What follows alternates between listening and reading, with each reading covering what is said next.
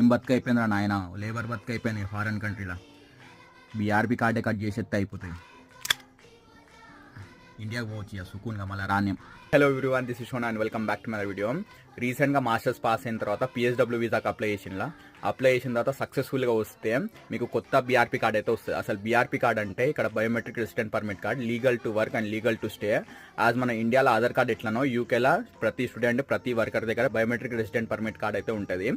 మన కొత్త BRP card వచ్చిన తర్వాత మనకు స్టూడెంట్ బీఆర్పీ కార్డు పోస్ట్ ఆఫీస్లో పోయి ఒక ఎన్వలప్ కొనుక్కొని దాంట్లో ఈ బీఆర్పీ కార్డ్ని 2 హాఫ్స్గా కట్ చేసి అందులో పెట్టి మన కొత్త పిఎస్డబ్ల్యూ కార్డు వచ్చిన దాంట్లో ఒక అడ్రస్ ఇస్తారు.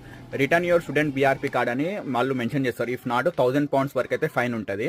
సో మనం దీన్ని 2 హాఫ్స్గా కట్ చేసి ఇచ్చిన అడ్రస్కి అయితే మనం డ్రాప్ చేయాలి. ఇఫ్ నాట్ నాకు 1000 pounds వరకు అయితే ఫైన్ పడుతుంది.